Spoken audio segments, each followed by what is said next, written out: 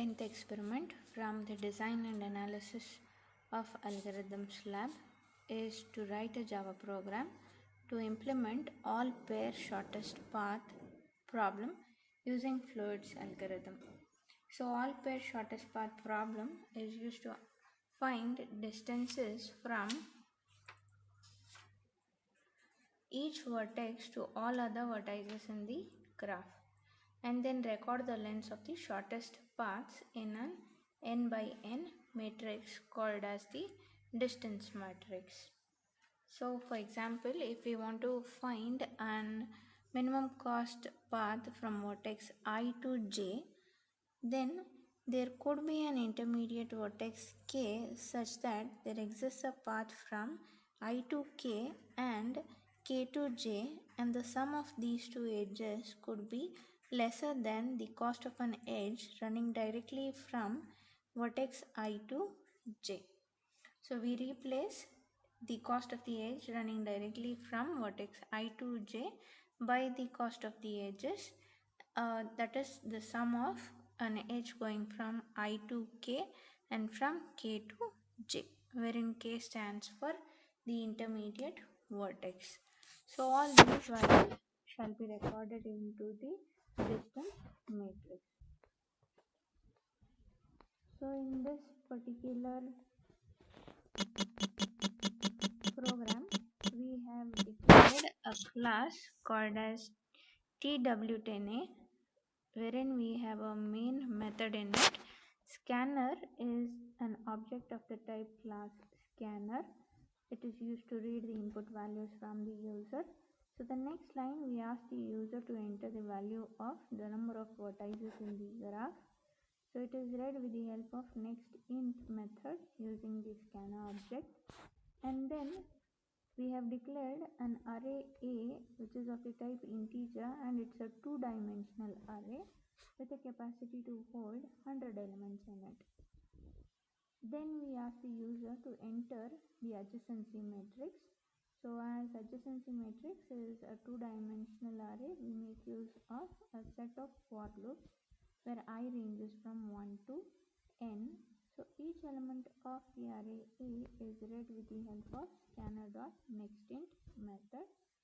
So once the adjacency matrix is read, we now try to make a decision of whether to choose a edge going directly from vertex I to j to be included in the path, or to select a path such that we go from vertex I to j with passing through some intermediate vertex k, whose cost is lesser than the edge going directly from I to j. So therefore, we start from for loop where k starts from 1 to n, and then we have two more for loops where I and j also start from 1 and range till n. So the cost, wherein we try to assign the cost of an edge going from vertex I to j. So therefore A of ij is equal to minimum of the edge going directly from I to j compared against an edge, sum of a edge going from I to k and then from k to j. So if the direct edge going from I to j is less, then we assign it to the distance matrix, or if the path that has intermediate vertex k tends to be minimum, then we assign the second value to the distance matrix A of ij. So we are not making use of a separate distance matrix here, but rather we are trying to write in the same adjacency matrix. So then once this for loop is completed its execution, we get the Fluid's matrix. So we again print the contents of this Fluid matrix by making use of two pairs of for loop, wherein I and j start from 1 and range till n, as n is the total number of vertices in the graph. And then using sysout statement, we just print the contents of the adjacency matrix. So this is how the Fluid's algorithm works. So let us try to run this program.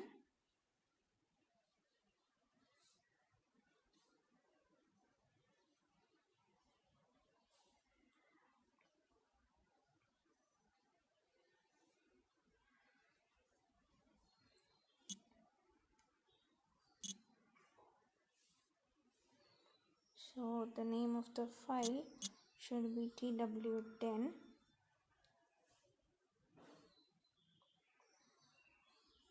So let us give the input matrix. Let us assume that there are 4 vertices in this graph, and there are no self loops. So vertex 1 to 1 there is no edge, so let us assign it a value 0, and then vertex 1 to 2 no edge, so assign it a value 99, and vertex A to C there is an edge whose cost is 3, vertex A to D no edge, so we assign 99. Similarly, B to A there is an edge with a cost 2, B to B no self loops, so it is set to 0, B to C no edge, B to D no edge, C to A there is no edge, C to B is 7, C to C is 0, and C to D, or sorry, 3 to 4 is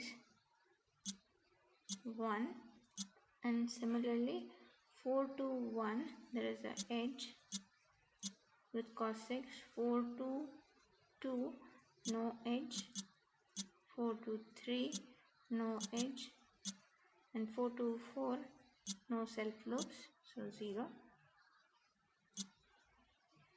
So now you can see the result of the Floyd's algorithm. So initially there was no edge from A to B, but now the edge from the cost of the edge from vertex 1, if you can see the green matrix there is no edge from vertex 1 to 2, so we had set it to 99, but now in the Floyd's matrix we have a path from vertex 1 to 2 whose cost is 10. So it means that it is going from vertex 1 to vertex 3 at a cost of 3, and then it is coming from vertex 3 back to 2 at the cost of 7. So using 3 as the intermediate vertex, the shortest path obtained here is with the cost 10. So 10 is lesser than 99, so therefore it has been replaced. First row, second column is replaced by 10 as 10 is less than 99. So this is how the Floyd's algorithm works.